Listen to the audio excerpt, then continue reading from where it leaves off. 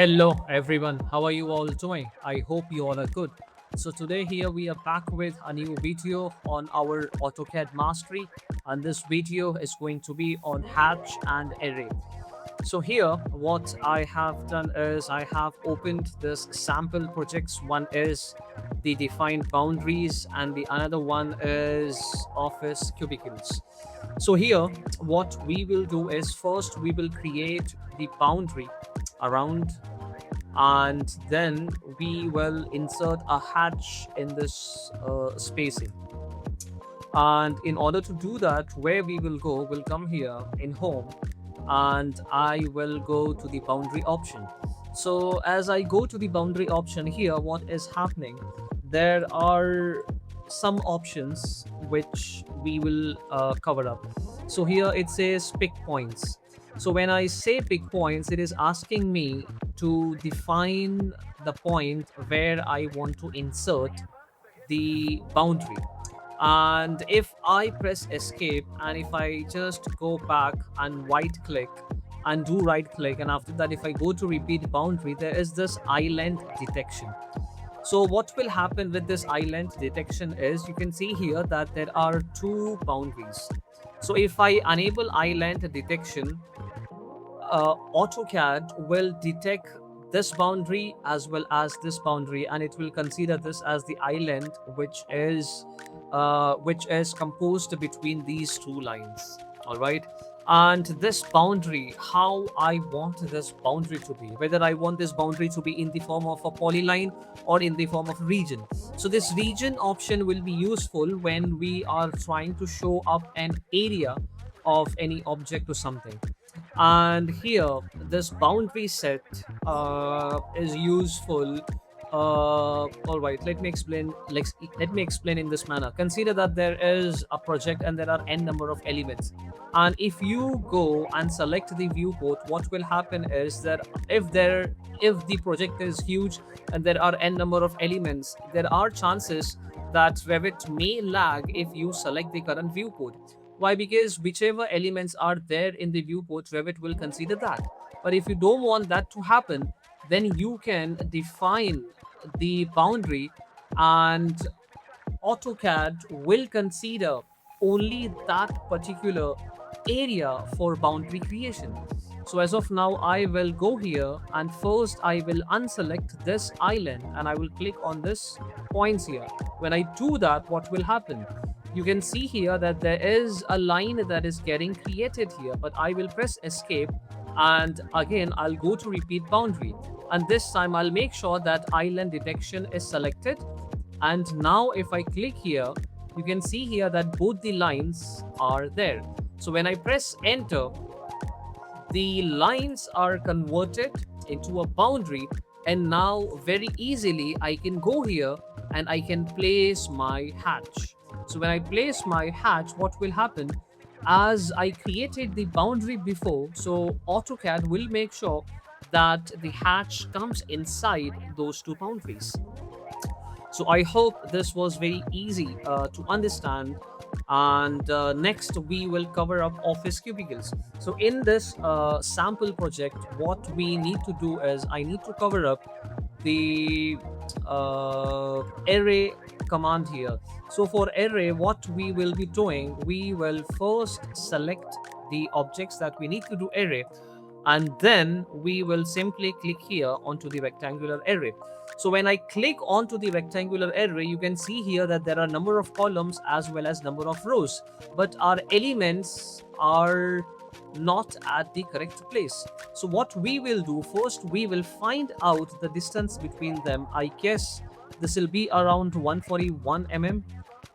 Okay, so if I bring it here, so as in case of Revit, this doesn't accept uh, the units. All right, so what we will do, we will close the array, then we will press units, and here we will set this to decimal, and we will first find out the distance through which we need to move. So this says 64, and then if I calculate by how much distance I need to move this on top, so here this will be This will be around 6 mm. So I will select this array that I created, and here I'll enter the formula 64, and I'll press equal to give to make sure that the formula that I enter, it's getting calculated. But here still there is a trouble, so I'll enter 41 here, and this I will enter as 150. Let us see if it takes that value. No, then 202 will enter, just to see whether this is coming at the correct place.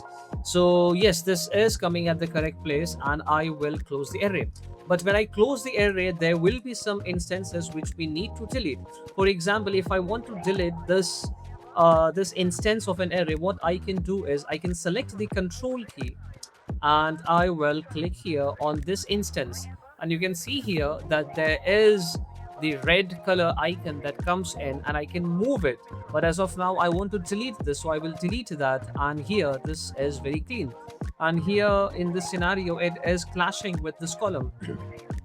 So for this instance, again I will press control and I'll click here, and then I will simply move it, and I'll make sure that F8 is turned on so that it moves in the straight line, and I will place here to avoid that clash.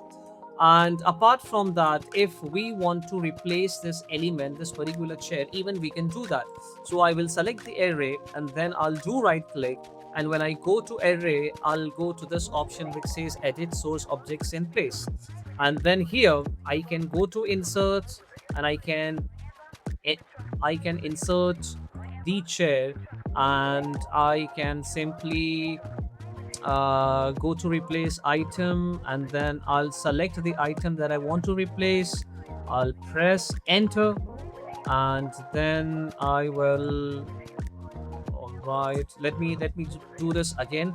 What we will do is we'll delete this element first, we'll select this array, then we'll go to the array, edit objects in place, and we will click on any of the instance of the array to make sure that we are in a group environment of at least one instance, and then we will delete this share which we don't want, and I'll go here in insert, and I'll make sure that I am at the correct place where I want this new chair to be placed.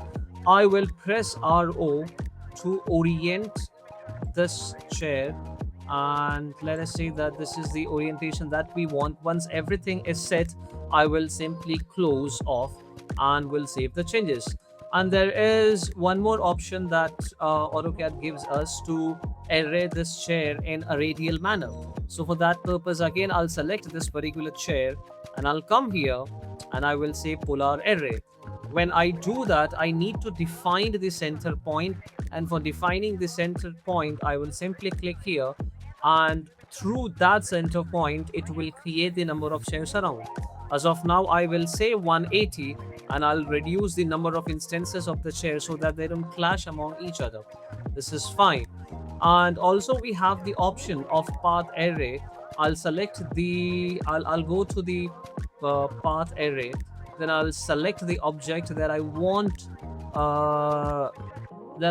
to be placed on this particular path, and then I will press enter. Once after entering, you define the path. Once we select the path, what will happen here is the objects will come exactly at the correct path, and if you want to move the path, so just to see how nicely these objects are fixed onto this path. So when you move the grip, the objects respond to that. This is one thing. Second is, what if you want to replace the items? You can replace the items in a similar way as we have done for the chairs. What you can do is, as of now, let us consider that we want to move we want to replace this particular element with this object. We'll go to replace item, and what it says to select the object, and once we select the object, we need to press control. If it doesn't work in that manner, then you press enter. when you enter, you need to define the base point of this particular object. Let us say that this is let us say that we need this item to be placed at the center. So what we'll do right click, and we'll say select the center of this geometry. And if it don't select that, again we'll go into the object snap, and we'll find out if there is a way to get the center of this one. I believe here we are not getting the center, or else this way as well it doesn't select. Okay, let me do this option, or else what we'll do is next time, I mean, you can create one object here in the form of a circle, and then you can define that point, and you can make sure that with respect to that point it gets placed on the path. But as of now, we will select this particular point, and then I can simply define the second point here. And if I press control, what happens here is it's getting replaced. But just because we didn't define the center point correctly, it is coming at the side. But I hope you got the picture. How can we do the replacement? So this is it which I wanted to cover when it comes to hatch and array. Very convenient option. You can transform your modeling with this, and let us rise and shine together. Thank you, and let us rise and shine together. We will meet again. Thank you.